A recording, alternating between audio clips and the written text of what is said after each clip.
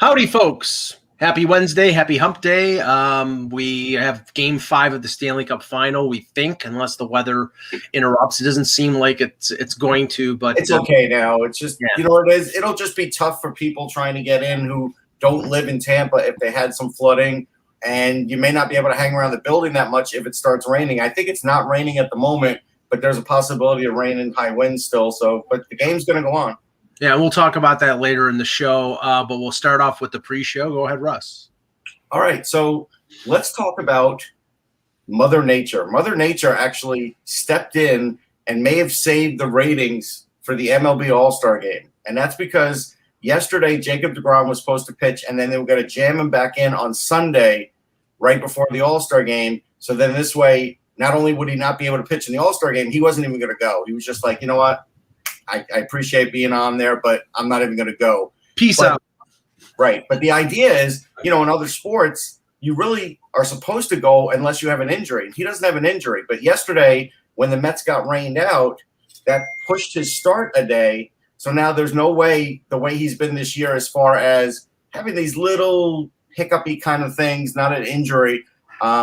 They've been watching him so closely, there's no way they're going to pitch him on that Sunday. So now he definitely will be able to pitch in the All-Star Game. So I think, that's a big deal because he's the best player in the National League. He's the best pitcher in baseball. And, you could imagine if he gets in there for an inning, Kev, and he's facing Ohtani or things like that baseball needs a jolt like that.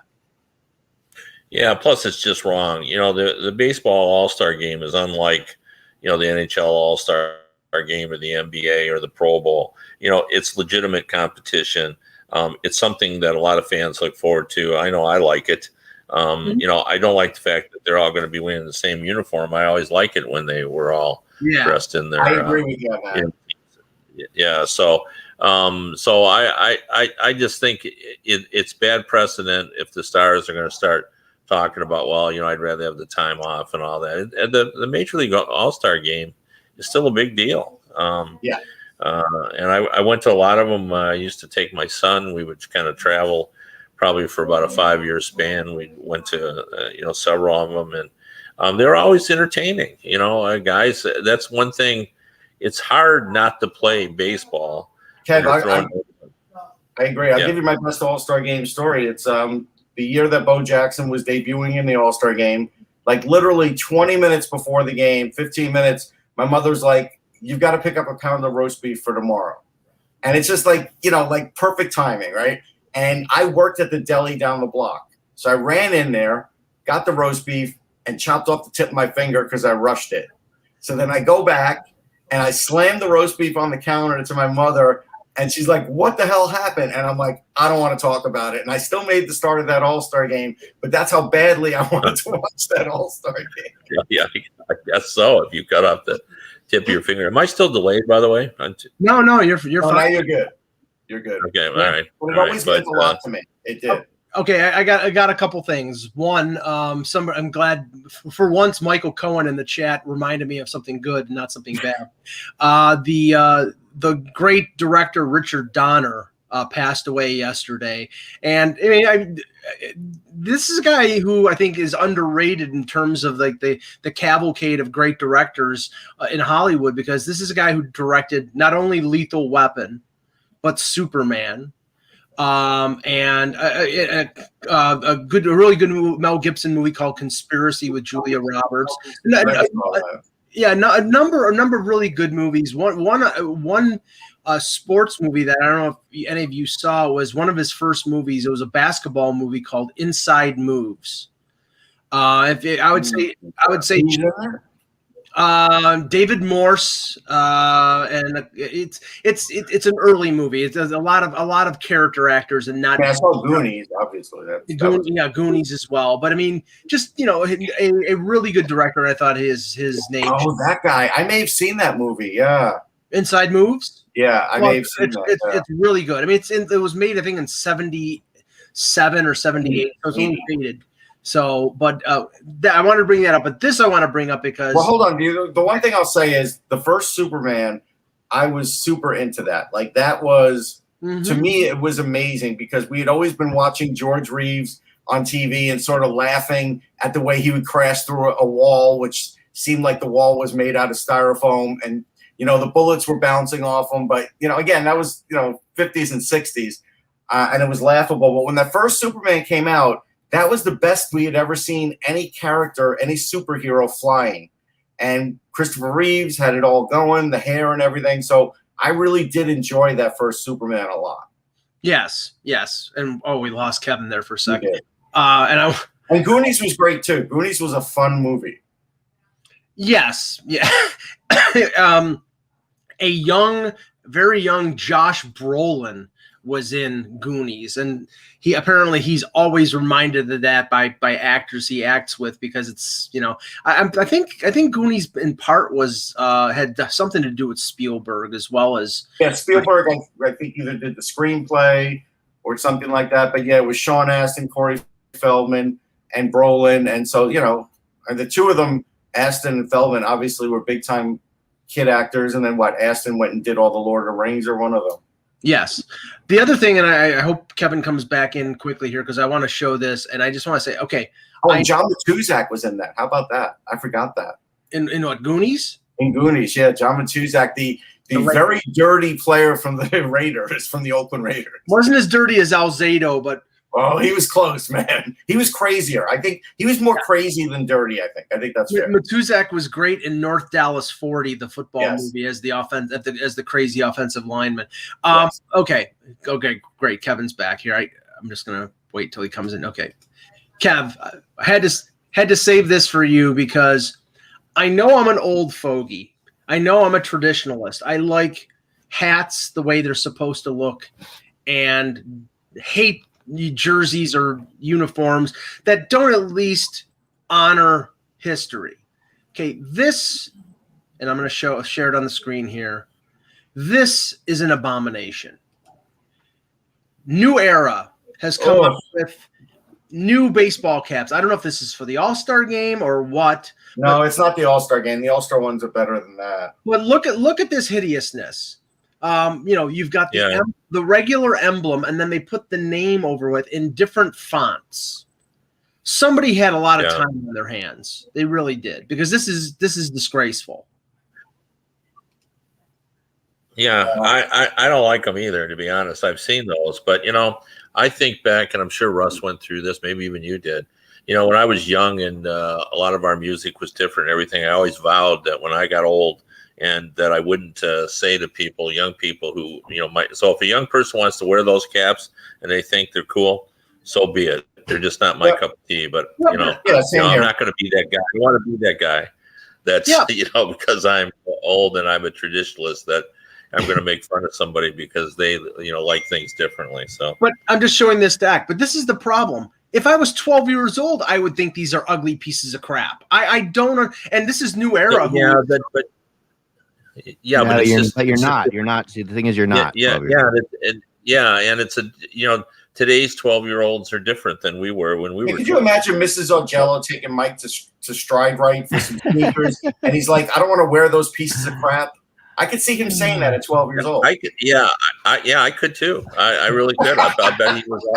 Always like that. But I do remember thinking that when I was young and I liked things different, that I didn't want to be that guy when I got to be old that, wouldn't think, that young people have a right to do whatever they want to watch or listen to or wear or any of that stuff. Well, remember too that, part of what is cool to a 12-year-old is the fact that Mike doesn't like it. Part of it. And you remember, that as a 12-year-old, that's also true for you too. It's true for all of us at the time.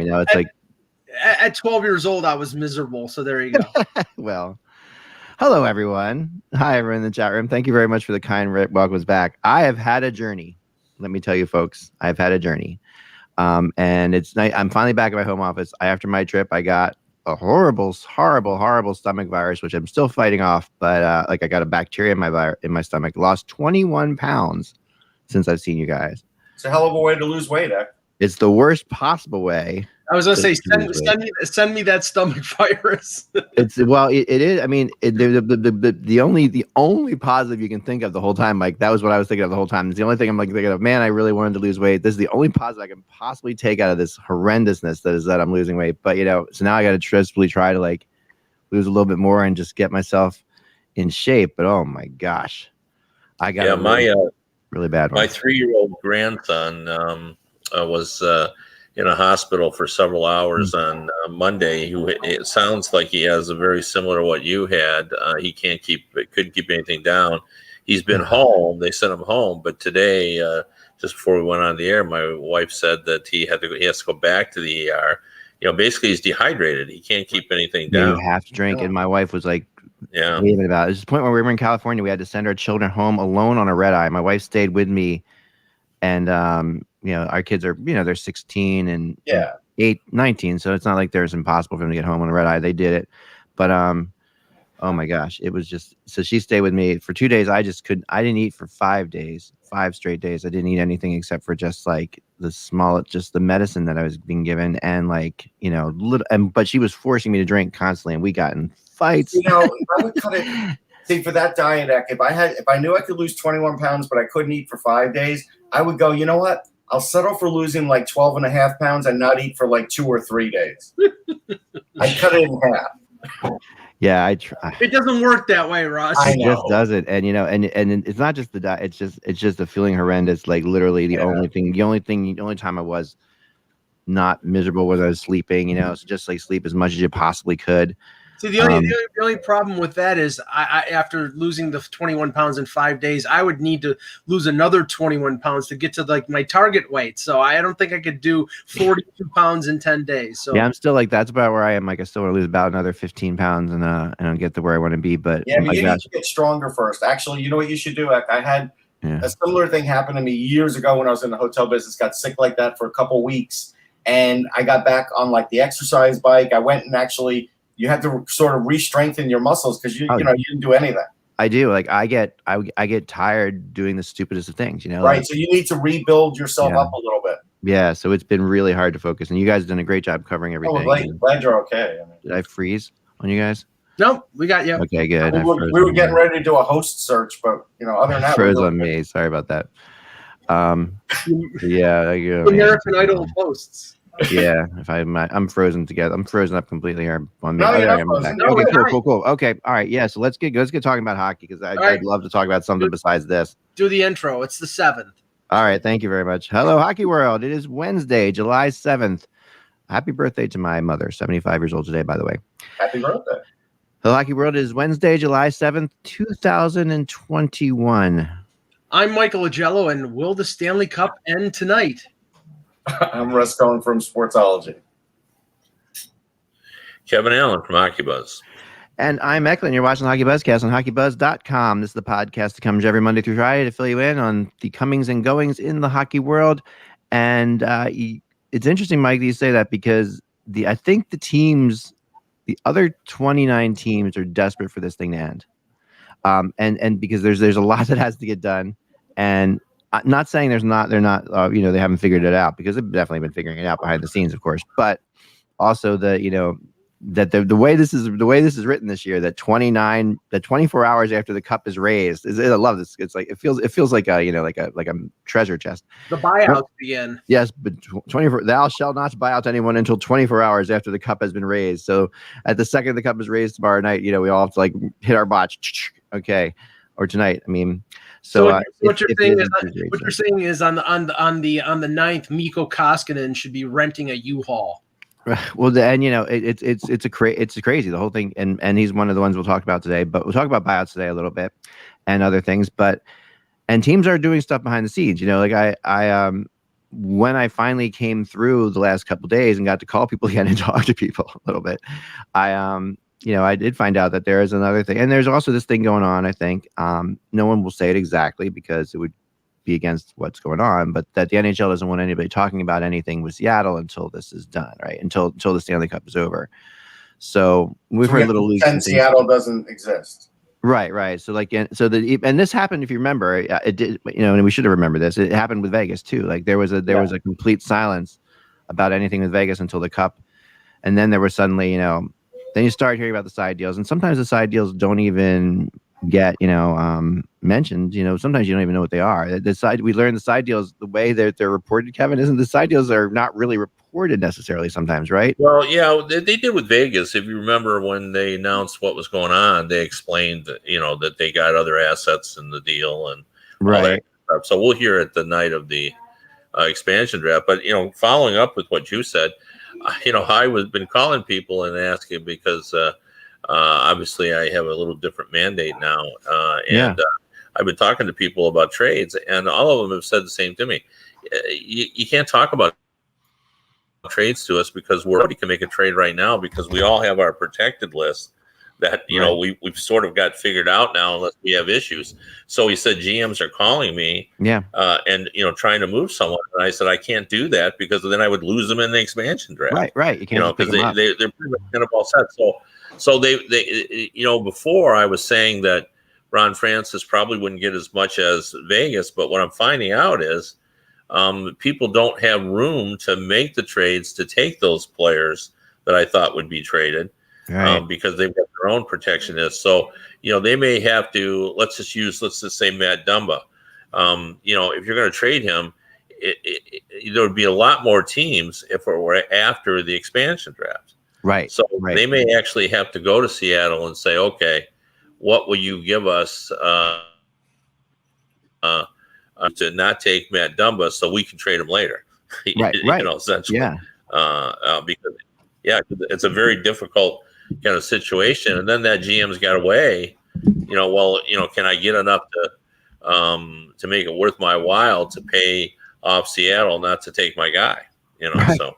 And if you remember, it's very complicated right now. It feels, and of course, Seattle's coming into a very different environment. Talking to one GM, he said to me, he's like, we are in a, Vegas didn't come in a flat cap pandemic environment. It's very, and that's not to say that, people are expecting and hoping and praying that next year will be just normal, but we're still in a flat cap. So there's with flat cap changes things as well. It also takes things to another level, I think, too. Well, the reports out there that, I've heard from various people is that Ron Francis ideally does not want to take on a great deal of money. He doesn't want to, he's not going to do what Vegas did and take on David Clarkson's contract for 3 more years to get William Karlsson.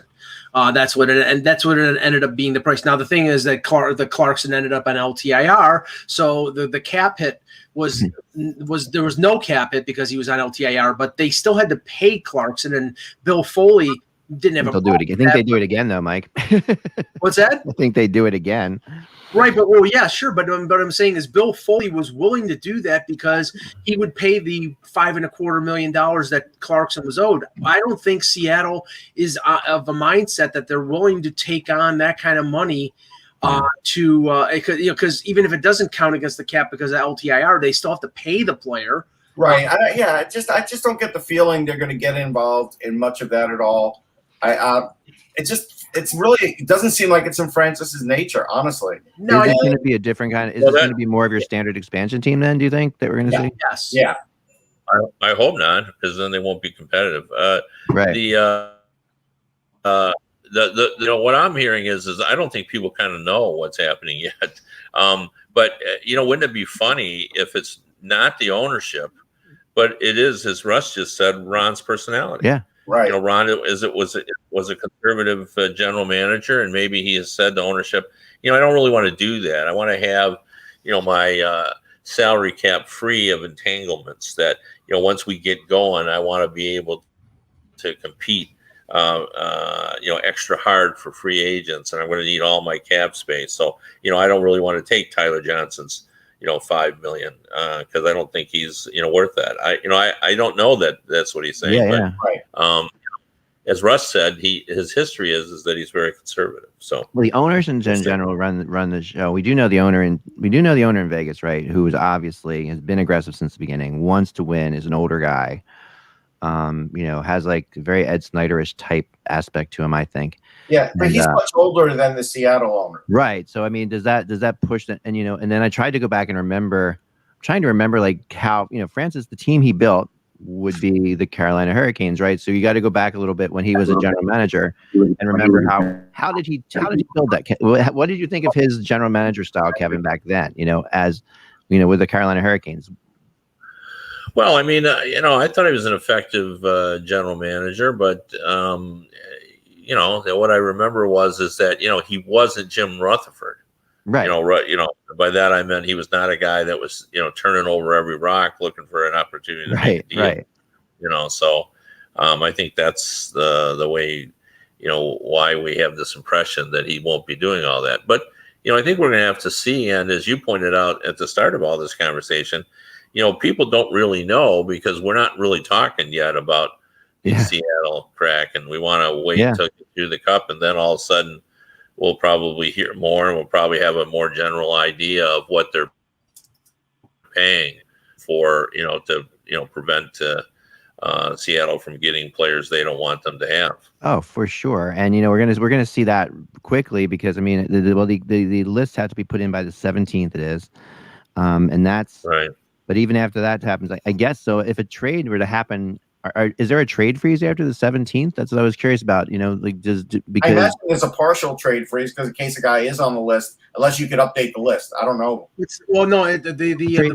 a trade freeze within Seattle, but other places. Yeah. No. The rosters in terms of the protected list have to be in by the 19th at 5 p.m., which is a Saturday. So that the expansion draft is the 21st, which is a Monday. So I knew that.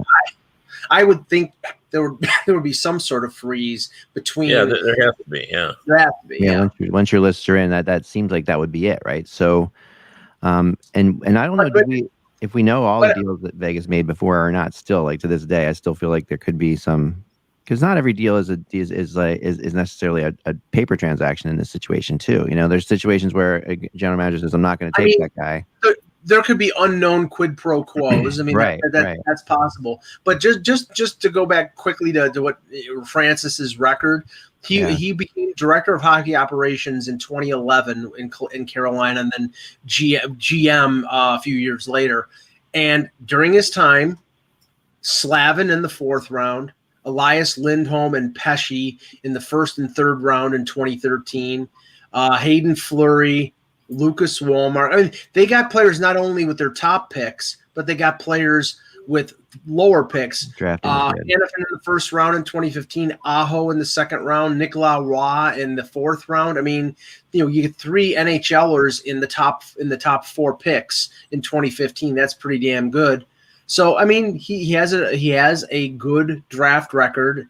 And that's, we've seen what Carolina has done. They have built their infrastructure through the draft and then made a few trades like adding Teravainen from Chicago and a few others. But that's the way he will do better this year, Mike. I think based on just those picks, not the side deals or any of the other stuff, just on picks, teams, all were trying to get ready for this, but they're not going to be able to make the flurry of trades that they hope to in time. No. And teams will lose decent players. So I do think I think they're actually going to get a better caliber of players than back then when there were no real cap issues in the sense that it wasn't a frozen cap. So I think they'll do well for themselves.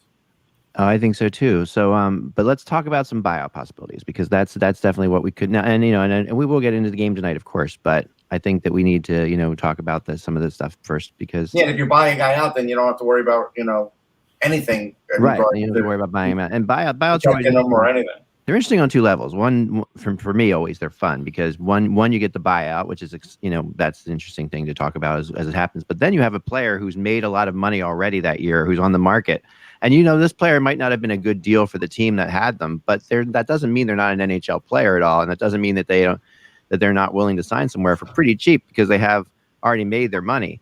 They really tend to pick where they want to go. We've seen this before, where players who are bought out tend to really choose their teams that they want to play for. And I think one of the ones I wanted to start with, and I know you've talked about him before, Kevin, and he's a really interesting one, is Keith Yandel and where this could go. And I mean, Keith Yandel had such a crazy story this year. He looked like he was being, his streak was going to end. Then suddenly he became I think a very influential part of that team.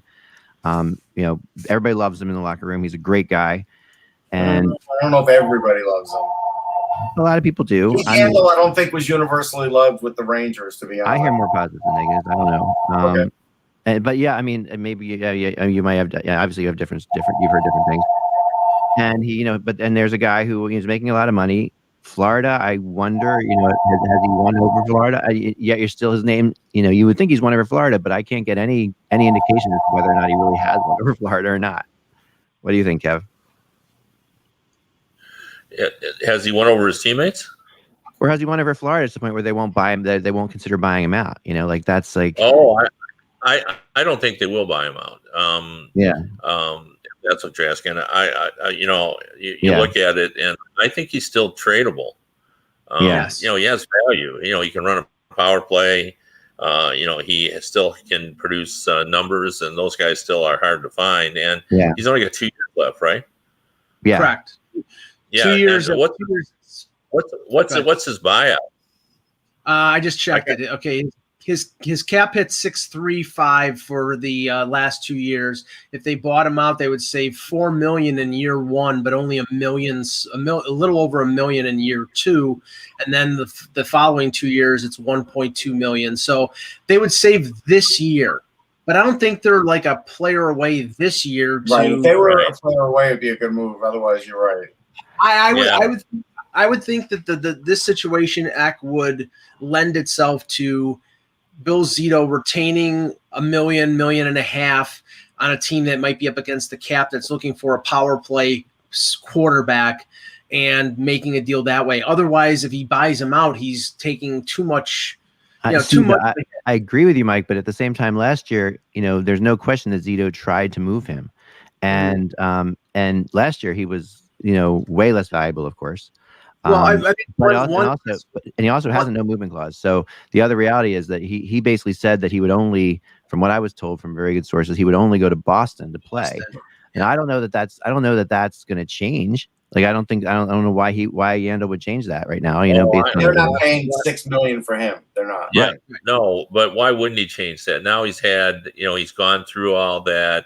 He went through what he did in the playoffs. He kind of knows what it's all about now. Like that's distance for a player that's, been a long time player. Like, wouldn't he be better off going? So I don't know. I would be, flat cap. I would be surprised if Bill Zito bought him out. Let's say this. I don't think that Keith Yandle. I mean, I agree with what Kevin just said. The landscape. I mean, he has to interpret what happened last year, and being benched in the playoffs, even though he was played in every game during the regular season, sends a signal to me, and I'm sure to him, that his days in Florida are close to being at their end. But I think there's value there. If you make him, say, a $4.5 million player instead of a $6.35 million player, I think there'll be teams interested. His old team in Arizona has two defensemen under contract right now. That's a good point, Mike. And his good friend, Shane Doan they're really tight, is out there. Right. But if I'm Keith Yandle, I'm still saying, I still, it's not enough for me to move my family. I'm going to stay. And if he stays, they're in a spot, his family grew up there though. Yeah. His family grew up there. That's true. They did. That's true. That's a good point. His family did grow up there. And they might be happy going back there. Anton Strawman's another guy they could buy out on that team.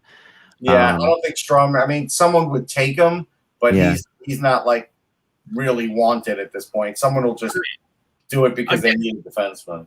Again, Strawman, he's only got 1 year left at $5.5 million. Nobody wants to pay that for him, that's for sure. The buyout would save them $3 million on the cap this year, and then $1.5 million going the following year. So they would save a significant amount of money, but it's a question of, do they have something in mind for that money? I mean, is that money that they're going to allocate towards a new contract for Barkov or for somebody? Because that's one thing that they really have to do. So it really do with Barkov. I like this comment, by the way, Funky. Thank you. Shane Doan is in the Rumor Mill Hall of Fame and was never traded, which is absolutely 100% true. Like, he definitely popped up in so many rumors over the years. Yes, he was definitely asked. Like, they definitely went to him with trades to see if he was going to be interested. And I think he's nixed them all.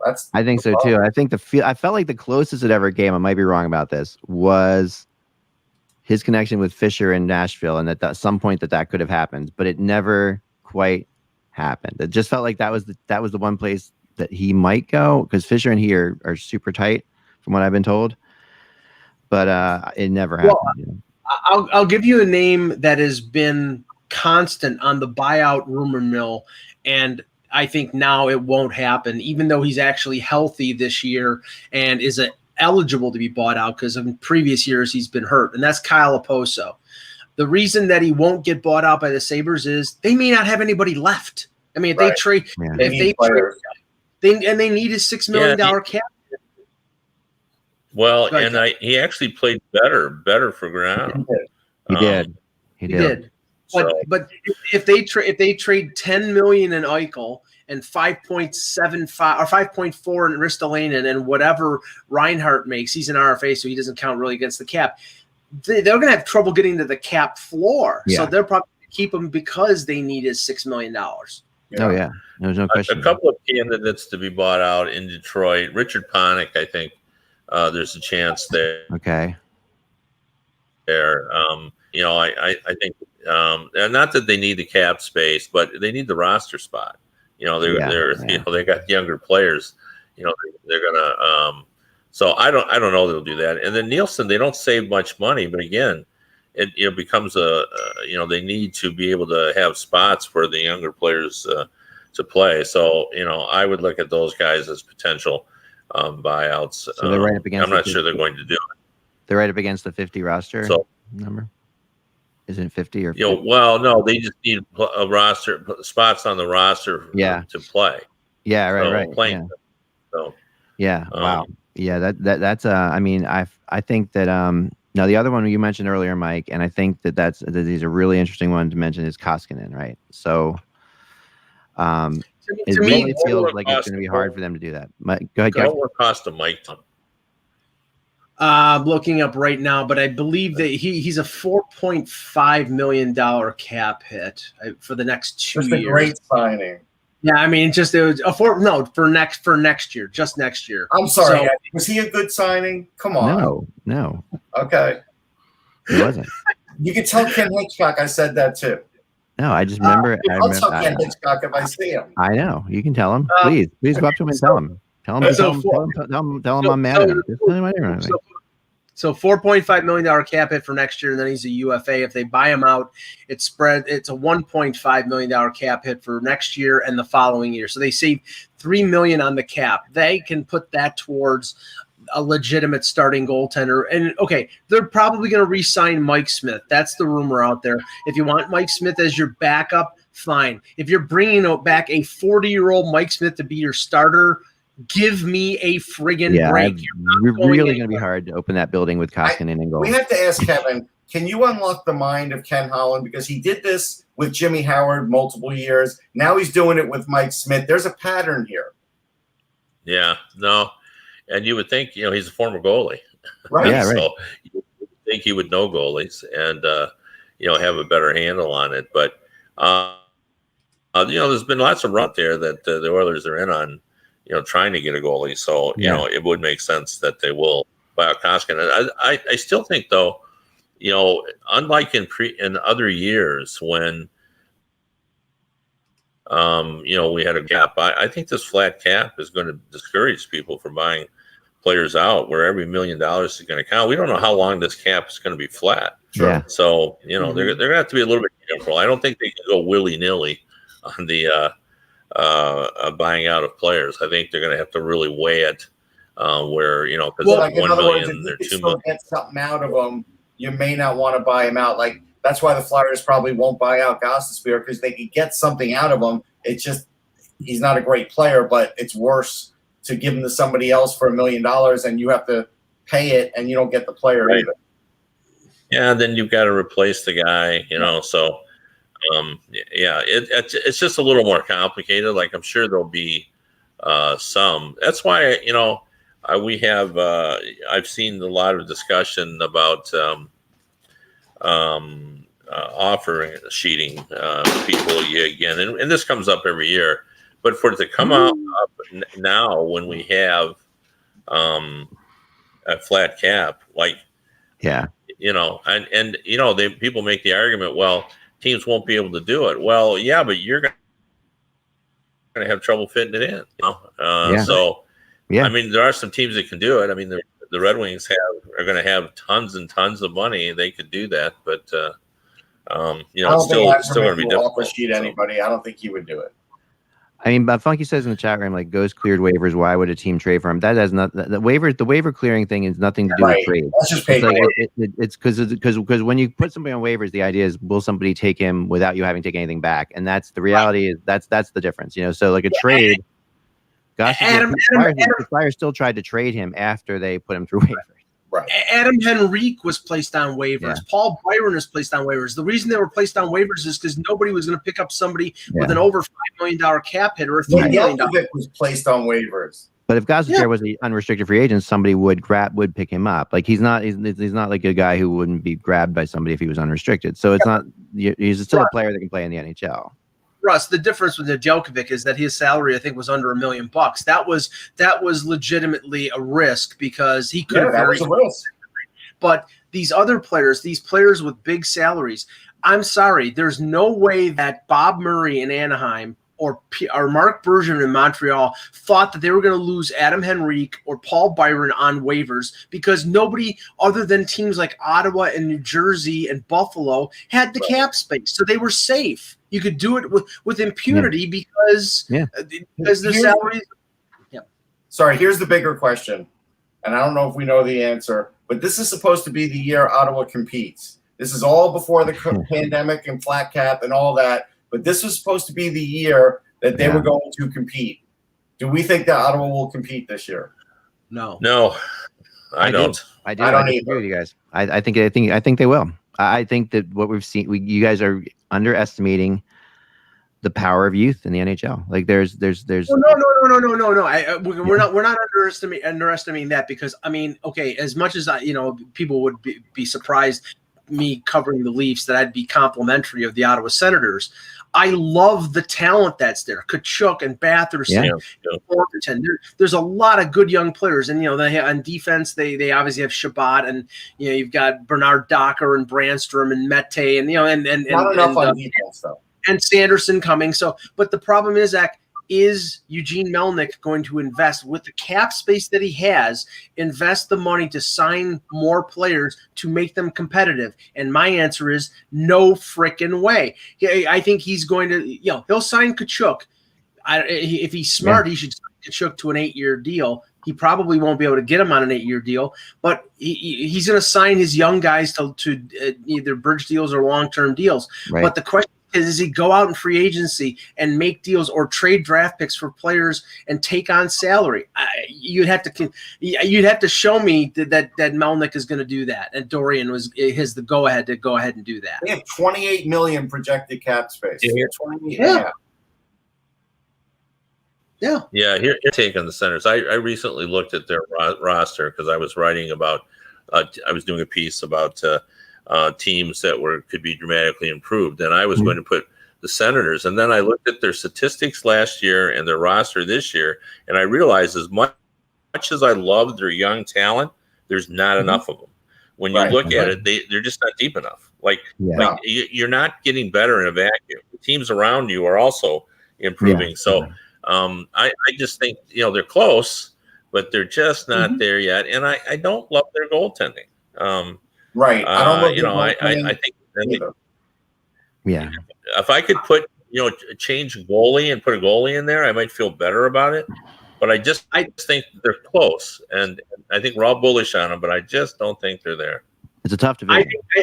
I think Matt Murray was ill-served by that trade and the extension in Ottawa because he's a goaltender who's used to playing behind a Stanley Cup level defense. Even though Pittsburgh was not the greatest defense of all time, they limited opportunities and Murray was able to play well.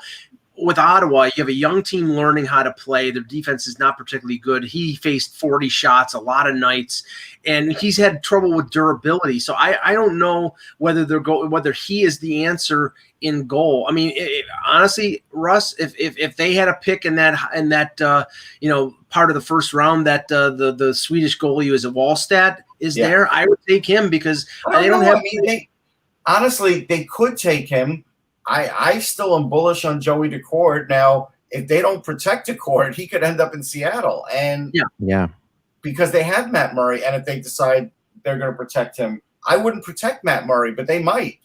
And so, I mean, they could lose a goalie. So I don't know. And Murray's, I think I just looked, it was like at least 2 more years, maybe three more years at $6.25 million. And if they do protect Decord and let Murray be exposed in the expansion draft, I could see Murray get picked by Seattle and flipped someplace else. That'd be the best thing that could happen to Ottawa, but I don't think it's going to happen.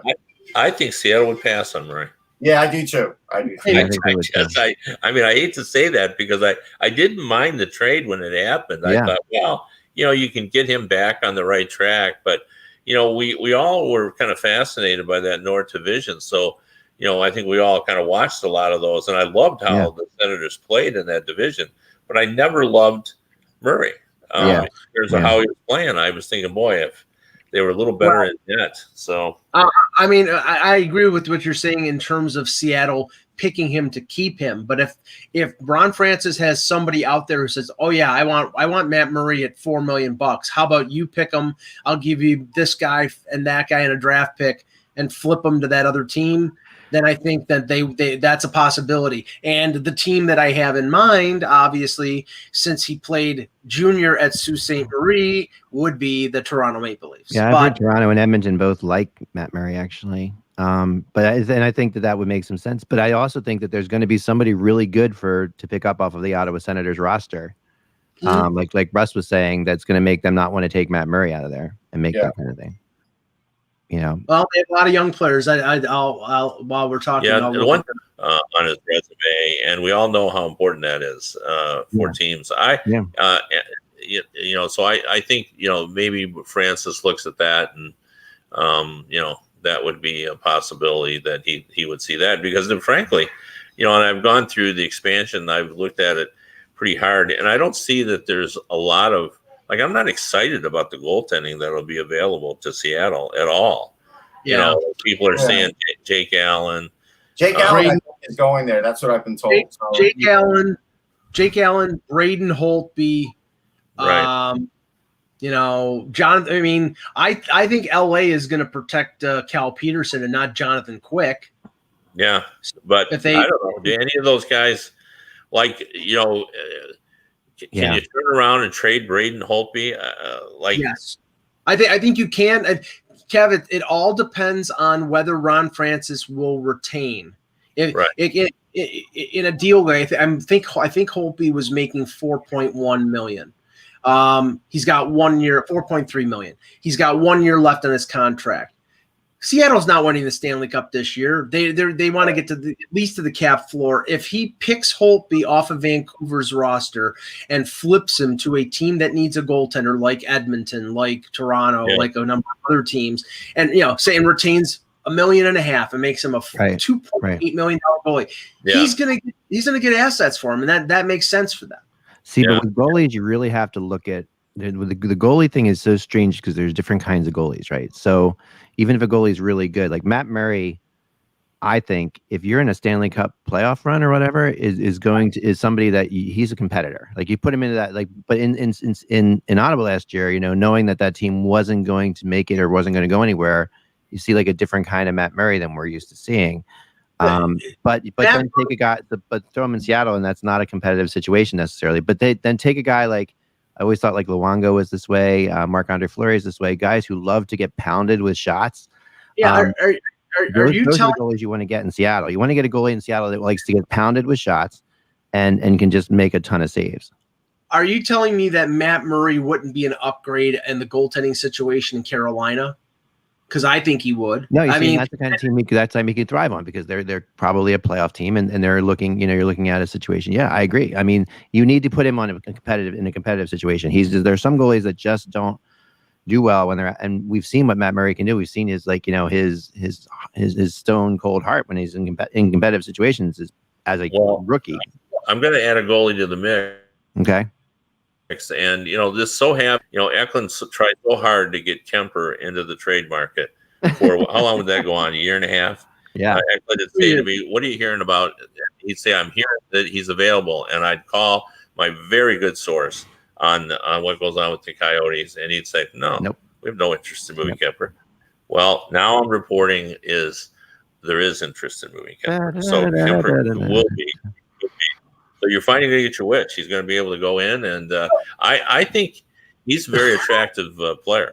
Yeah. So he's one of those kind of goalies to me. He's a goalie who likes to get pounded with shots. He's a goalie who makes more, who's better when he's more active. That's actually a good fit for some teams.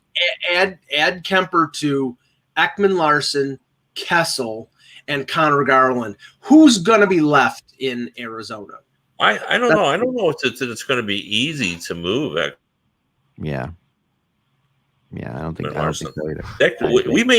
He's not far from being into the bad contract list. Yes. Like he's not there yet because he's still a decent player, but he had a significant drop off last year in production. So I don't know if they move Connor Garland. I've always had sort of a fascination of wanting Arizona to get good to see if it actually could work in Arizona. Because I thought it would, because there was early on when they were in downtown Phoenix, there was an excitement about the team. Yeah. But if they're going to move players like Connor Garland, then I've lost my interest in that. You got to work. He feels like a keystone player. In 31 million. Yeah, Connor Garland. I just don't understand that. If they need to build around him. Has any of that verified? Let me bring this up, though. I've heard Connor Garland's name, and not just on our program. I've heard it everywhere. But I have asked around about him, and every GM I've talked to said, I haven't heard that. Yeah. So, and these guys talk to Arizona. So, I've never seen it fully reported. Like, I've never seen Elliot Friedman report that. I'm with you. I don't know. I mean, if they get rid of Kemper, Aiden Hiller's their goalie. Well, okay. First off, I know because I listen to Friedman on his podcast, and I follow whatever he writes, and he has mentioned Garland, but it was closer to the deadline. It was because Garland was making $775,000, and for teams up against the cap and teams that had a lot of draft picks, it would be an opportunity for Arizona to recoup a lot of draft picks that they've been penalized or they've traded in the Taylor Hall deal, et cetera, et cetera. But now he's an RFA. He's coming off, I think, a 20-goal season, or at least he was the leading point getter for Arizona. He's gonna get money this year. So the shine on the beauty of the rose is maybe the bloom is off when it comes to Garland, in the sense that he's still a great player, but now he's not going to be a cheap player. Now he's going to be paid probably $3.5 million, which he's worth. And he's not just their best scorer. He is their show. He is the show. He is if you're going to watch a game, he's the excitement. I think Keller still is. I don't know. I'm to me it's Garland. Garland's up there. No, and the other thing too is the reason I bring that up is we've seen in the past that these rumors get a life of its own. I have no idea the origination of the Garland thing, and yet I've asked about it, and I've seen people express outrage, but I haven't seen the actual source. Now, one thing I should say about Kemper is what I was told about Kemper is not that they were definitely going to trade him, that they're willing to listen and see what they can get, and and then go from there. So I mean, they know the key to them actually being competitive. So because he's only got a year left on a contract, and there's a goalie market out there. So if they can maximize their return, it's smart for Bill Armstrong to do that. Now, just one thing, because you said this about Ekman Larson, 6 more years at $8.25. He's Yeah. 29 years old. What makes that contract more attractive to teams that are looking for a number one or a number two defenseman? If it's me, I'm saying if you make him a $6 million defenseman, then I'm interested. I think the only, Arizona would have to retain in these deals to get value. Yeah. Yeah. I mean, I don't know. I mean, well, I agree with you. They need to also play in the NHL next year. Like, to me, they they really do. I mean, if they're going to make trades, they got to get players back who can play. Like, they can't. Right. Well, I mean, okay, if say for example, because the discussion has been Boston, that was one of the two teams he was interested in going to, Kev. Any deal with Boston would probably include Jake DeBrusk because they've been talking about trading Jake DeBrusk for 2 years. So, so Jake DeBrusk and then probably a package of prospects and draft picks. It would probably be something like that. But again, Boston can't fit an $8.25 million defenseman because in a couple of years they're going to have to pay Charlie McAvoy probably in that neighborhood. So they could pay him $6 million. I don't think they could pay him $8.25. So that's where this is where Bill Armstrong has to manage his assets.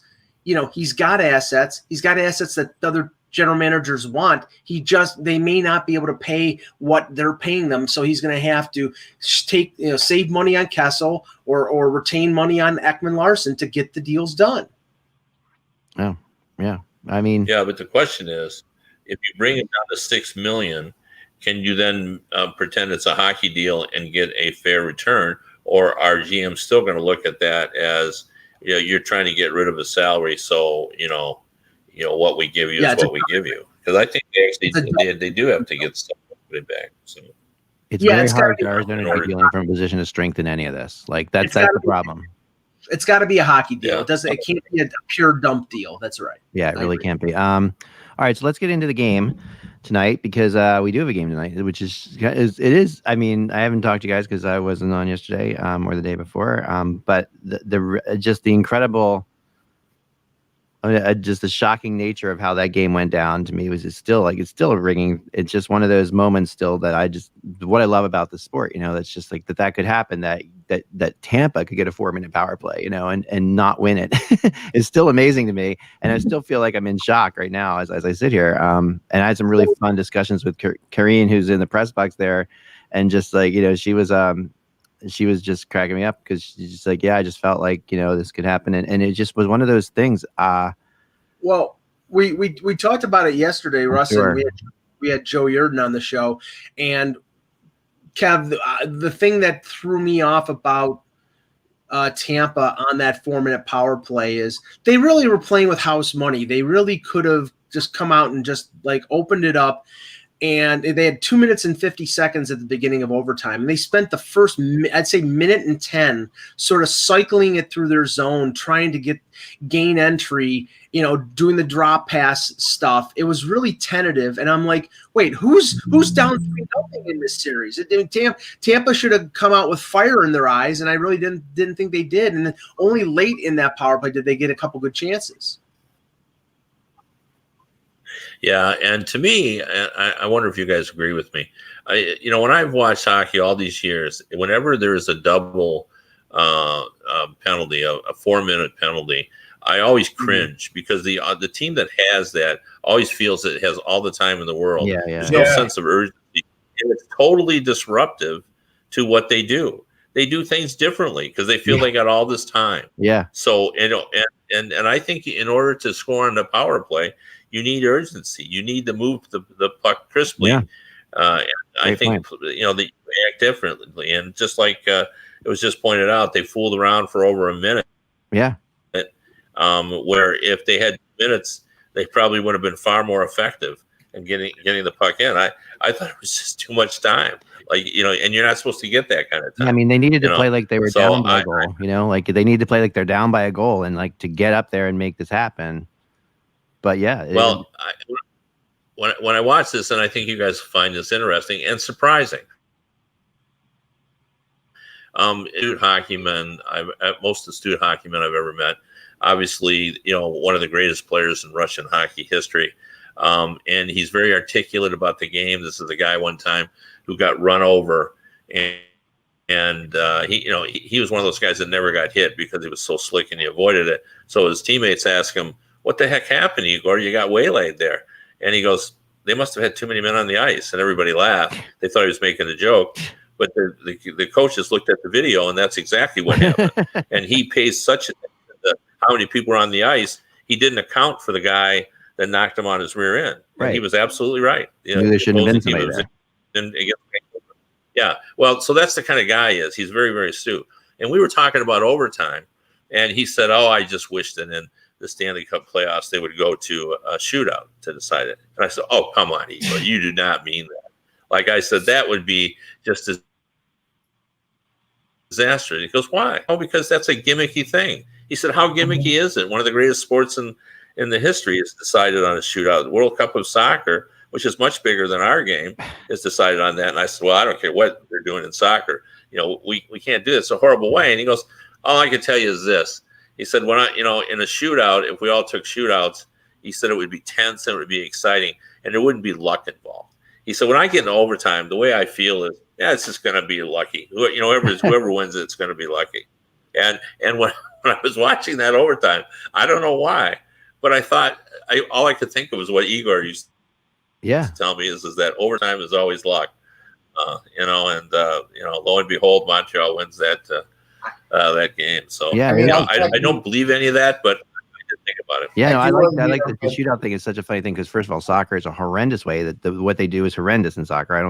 I just always hated it more than anything in the world. People in Europe don't believe that, Eklund. They think it's a tremendous thing. It's but I think that's because they've never been shown like what it would be like in soccer if they played 7v7 for 10 minutes or what. To me, that would be that would be the most amazing way to end soccer games. But they don't. They obviously don't do that, right? Russ has got to drop off, so let him get his analysis in on. Yeah, I was just going to say, I mean, I still feel like this is 2014. 2014, Lundqvist had a win, he won. Price had a win, he won. I feel like this game will go into overtime. So if Alec Martinez was the game winner there, it'll be Sergachev here. I just feel like the same vibe. And is it impossible for Montreal to win? No. But I do feel like it's going to be too tall a task because I feel like now that Tampa gets the final change again, any little advantage that Montreal had is pretty much gone with that. So unless their speed scores 2 or 3 goals this game, which is a lot to ask of these kids. I mean, again, Suzuki and Caulfield are making plays that are veteran plays. They helped out the whole team that way. I mean, I think Josh Anderson was a good switch to put on that line because he's benefiting from it. But again, they're still essentially a one-line team, and that's what's killing them. Like Toffoli has never heated back up. None of these other guys have heated back up, and Romanov obviously was wrong to be out all this time and has played well. But they're going to have to get push from these other lines, or they're just going to be dead in the water. Yeah, and the lineup changes for Game 4 were sort of a double-edged sword because Romanov scored the goal in the third period to put them in the lead, and then him and Kulak were on the ice for the 2-on-1 that but that wasn't Romanov's fault. That was right. It was more Kulak. It was way more Kulak's fault because he pinches and gets caught. So and Romanov, doesn't play the 2-on-1 the greatest. He could have played it, but at the same time, it's just that shouldn't be his point. That's not what you're looking for him anyway. You're not. Right. I mean, to me, the story of this Montreal team is the coaching changes that have been made throughout the playoffs are just at times absurd, but working. And it feels to me, and we're all sitting there and saying, everybody's saying it's absurd except for Montreal. So it's like, I guess, like, how is Kotkaniemi not in tonight? Like, what do you benefit from that? Like, this guy is part of your team in the future, right?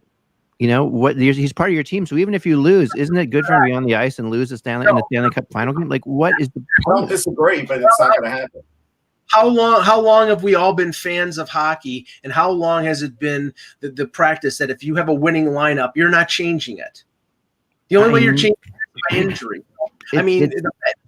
But you don't have time to make that decision here. Like, if you lose this game, you've lost. You're done. Well, Kevin, I'm surprised they took Kotkaniemi out for Evans. I mean, I know they wanted to get Evans back in, but I thought it should have been somebody like Eric Stahl. But apparently, Ducharme didn't want to pull the veteran and decided to pull the young guy. And I don't agree with it. They won, so of course they're going to stick with the same lineup. But I didn't agree with the decision that they made for Game 4. Yeah, no, I'm with you on that for sure. I think he has been odd in his lineup changes from the get-go. Yes. Right before. I mean, we did, and he has not changed. I saw this on social media, and it really made me laugh. And this was not. It was before the final. He said an clearly exasperated Montreal fan wrote, "I don't care if we win the cup. We cannot come back with this coach. Otherwise, I think I'm going to pull out all the hair that I have. Yeah. That's how a lot of people feel, And it's just, and then Romanov, who plays really well, like lays out. Was it Stone in the one game, or no? Pietro, or no? Pietrangelo in the game. Sorry, I'm losing. Pietro. Oh my God, Pietrangelo in that game. Pietrangelo in that game, and then looks amazing, and then is pulled out again, and then comes back in and scores the game goal. And we're like, they're asking, is he going to be in the lineup again? And it's and you sit back and I talked to a friend of mine up there who's in Montreal, who used to play for the Canadiens, who is like a good guy, and he says, you're not taking one thing into account, Eck. And I'm like, what is that? He's like, how superstitious we are up here. And I'm like, what do you mean? He's like, the French are superstitious. And there's things that people see that, behind the scenes that you don't understand that I'm like, that can't be what's going on. I started laughing. I was like what's happening here? What it feels to me is it's a guy trying to make his mark, to be remembered for what he does, pulling the levers, and I'm smarter than you. I don't know if that's it. And he's doing it. He's making his mark, and he's succeeding. But at what long-term cost? First of all, this is a former third overall pick who's had success in 2 consecutive playoffs. And remember, he doesn't get in the lineup in the Toronto series if Evans doesn't get hurt in Game 1. And they don't win the Toronto series without him. Kotkaniemi scored the overtime winner in one of the games. I know they don't win it without him. So it's like, that's the crazy thing. And so you sit there and Caulfield's not playing, and Caulfield, I can't wait for his next shift. Like, you sit there and you wait for his next shift right now because he's so exciting. Yet you had to wait for his next shift a lot when he was sitting up in the press box. Right. So it's like, what the hell? I get that you don't want to, and I get that you're in Montreal and you're the great Montreal Canadiens, and young players never play in the playoffs, I guess. But is that what we're doing here? Are we just going back to like, well, I mean, I'm sorry. Even if they lose tonight, I think Ducharme ends up getting the interim tag taken off, because I don't think he would have been named the interim coach had his name been. They want a French Canadian coach. They've always wanted that. I understand. I don't get it. They should want the best coach, not the best French Canadian coach. But that is part of their culture. I get that. But at the same time, do they get past Vegas without Luke Richardson taking the helm? Because Richardson does such a good job there too. Like, there's certain situations there that Richardson's made some amazing moves. Yep. There's just so many things. That was just absolutely, and this whole thing is so bizarre, and it continues. Every time it continues, you're like, really? How can it continue? Like, and when Romanov scores, I knew somebody took the shot from the point, and I didn't know who it was because I was watching. The game was on, and I was watching, but I turned away for a second, and I see a point shot, and I see a goal, and I'm like, tell me that's Romanov that scores, and of course it is. It's just like, and because that's exactly what happens. That's exactly what's been happening. He makes the perfect move at the perfect time. But would they be in this? Would they? You can't argue, and they're not supposed to be here. They're not supposed to be where they are, right? I mean, they really shouldn't have gotten past Toronto. They came 1 goal in game. They went overtime in games 5 and 6 against Toronto. I mean, it's like, it's completely, they shouldn't be here. Here they are. And, it's going to continue. And then, that's all the time we got. But I just think that, will we talk about it at game 6 in Montreal? And if it goes to Montreal, do we think it goes to games? Is it going to 7, Kevin? Like, if they win tonight, I don't think so. I think it's over tonight. But if they win, yeah. I mean, even if they lose tonight, I think Tampa will just say, "Oh, okay, enough is enough," and they get a sense of urgency. But in Montreal, I think they'll finish it tonight. I mean, there's still no comparison between the two lineups. And again, I have all the respect for what Montreal's accomplished, how hard they work, and everything else. But they're, when you watch these two teams play, it's pretty clear who's deeper and more talented. Yeah. So. Yeah, I mean, they are going off of they are doing the one thing that Montreal is doing, besides their just destiny team that they have. Of course, they have great goaltending, which is always there. But the one thing beyond that is they have that mix that teams who win the Stanley Cup tend to have of older guys coming through coming through like their young selves, and young guys playing like they're older. And that always to me is what you see, and that's what's happening when they let the young guys play, at least. They play older. But when they don't play, who knows? Anyway, that's all the time we have, guys. Thanks so much for watching the HockeyBuzzcast on HockeyBuzz.com. We'll be back again tomorrow. Remember, without the buzz, it's just hockey. We will talk to you tomorrow.